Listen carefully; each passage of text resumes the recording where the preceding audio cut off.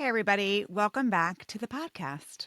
Today, I want to talk about something that I think is important, especially as we get into the holiday season, full swing.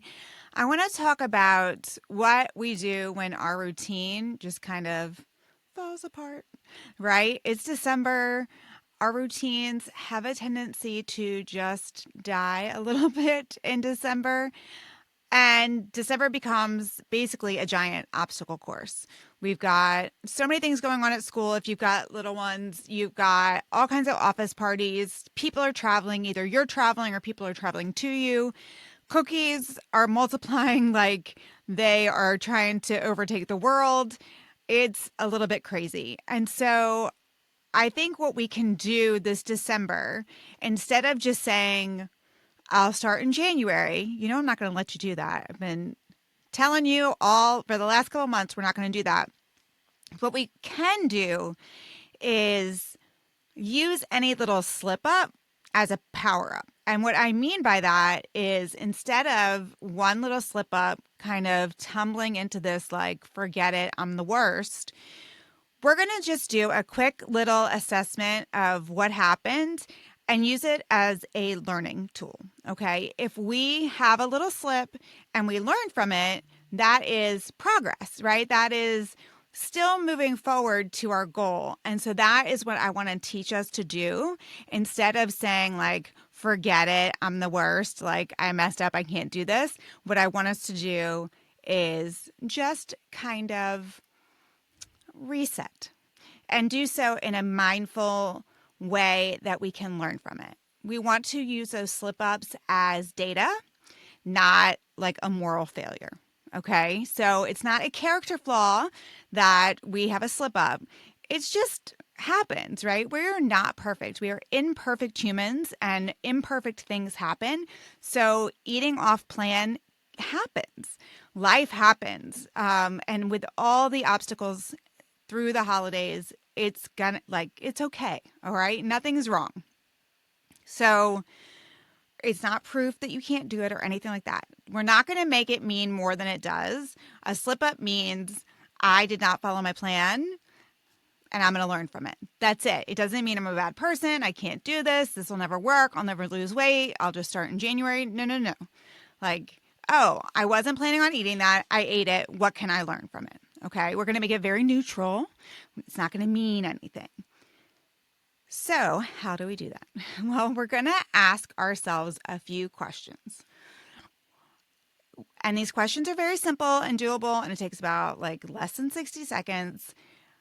But it will not only change the way you think about a mistake or a slip up, what it's going to do is just really empower you to make less moving forward. Okay, because we're going to learn. We're not going to keep repeating the same slip up.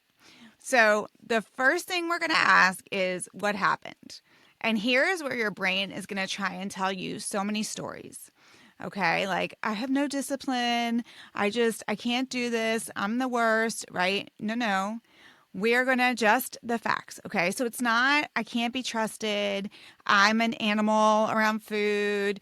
None of that. It's just, hey, I had a cookie at work around 3 o'clock. I wasn't planning on having a cookie, but I had one. That's it. Just the facts. I had a cookie at work at 3 o'clock. Boom. So number one, what happened? Just the facts. Number two, what was I feeling? Right? So if we were not eating for fuel, which we likely were not in this scenario, what was I feeling? Was I tired? Was I overstimulated? Was I rushed? Was I a little anxious? Was I feeling celebratory? Right? Emotions drive behavior. And so let's just figure out what the emotion was. Okay? That's it. Next thing we're going to ask is, what did I need, right? What did I really need in that moment? So if I was tired, it probably was not the cookie. Probably needed a little bit of a break. So did I need rest? Did I need a break? Was I a little bit hungry? Did I need some protein? Did I just need to connect with someone? Should I have phoned a friend? Okay. Did I need to be doing something fun? Did I need 10 minutes alone? So what did I need? This can be a little bit longer than a 1 minute if we're not used to asking these questions, but I promise it gets faster the more we do this. And the next thing, and I think arguably the most important question would be, what can I try next time? So I always like to tell my clients, if you had to repeat today, tomorrow, right? If it was Groundhog Day or Bill Murray, if you know that reference, and I had to do the exact same day tomorrow, what could I have done differently? So could I have, I don't know, had a big glass of water before I walked into the office and saw the cookies? Could I have taken one and saved it for later? That's actually my favorite trick, okay? When my brain is just a little bit wrestling with the food, just wrap it up like I'll have it later when I'm more rested. 9 times out of 10, I do not eat whatever it was later. But my brain doesn't know that in the moment, and it's very happy that we take it. Okay. So just what are these things we can try? So I can try and phone a friend. I can try and do some deep breathing. I can try and go for a walk. I can try and wrap it up for later. I can like really just be mindful and make sure I'm hydrated, make sure I'm not hungry, any of that. Okay. And that's how we turn the slip up into a little bit of a strategy.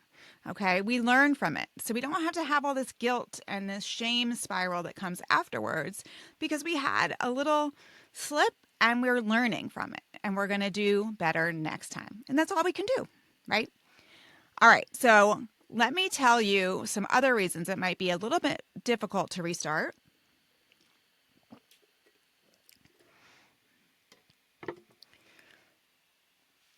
I'm going to explain a little bit about the brain because this part does matter, okay? Once we've been off the rails, off track, okay, especially more than one day, restarting can feel very heavy. It's like pushing a rock up a mountain with like one finger. And there's 2 reasons for that. Momentum is one of them. Your brain loves to repeat whatever you did yesterday. Right? Yesterday was structured. It was intentional. We didn't die, right? We made it through the day. So it feels really easy for our brain to do that same thing today.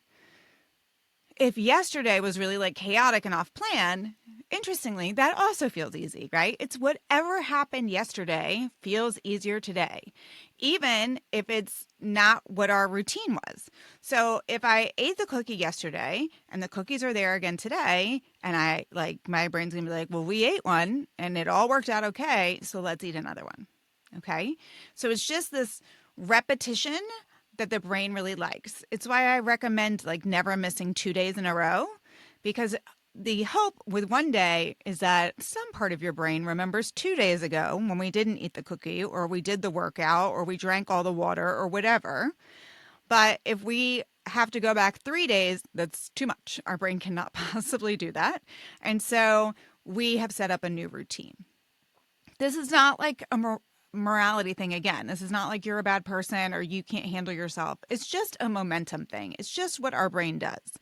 If we've had a couple of days on a new habit track, even if it's not one we intentionally picked, it is easy to repeat that today. It's why it's so important to be intentional, because if we do something repetitively, our brain is just going to do those on autopilot. Our brain's kind of lazy and it likes to put things on autopilot.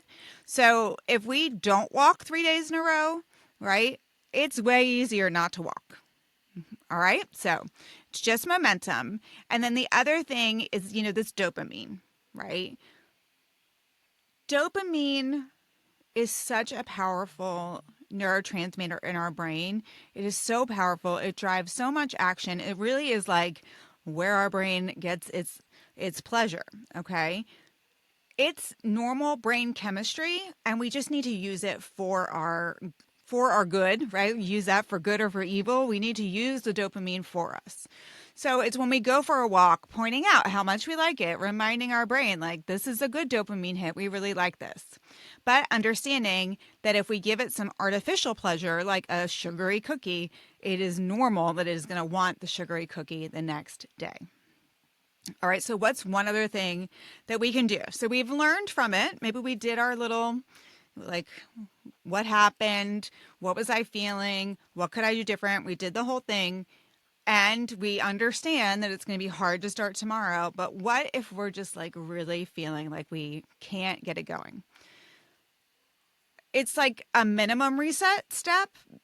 Can I just, right? So my weight loss coach teacher, right, when I got my advanced certification, this is one of the things she teaches all the time. She even had like little bracelets say, can I just? All right. So it's one tiny decision.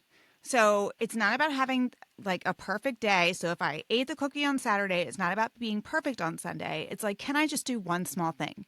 Can I just have, like, can I just write down what I ate today? Even if it's the end of the day, like, can I just write it down? Can I just add a little protein to my plate? Can I just walk for 3 minutes? Like, what is this minimum reset?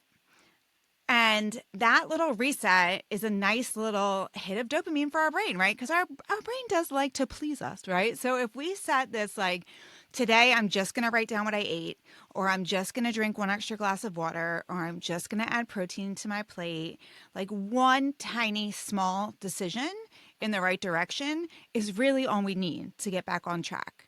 So when our brain feels like it's too big, like it's pushing the boulder up the mountain, can I just do one small thing? One little tiny reset to sort of get us back on track. So this is something like a 6-hour turnaround. So if we make one little mistake, we don't have to wait till tomorrow or next week or January, okay?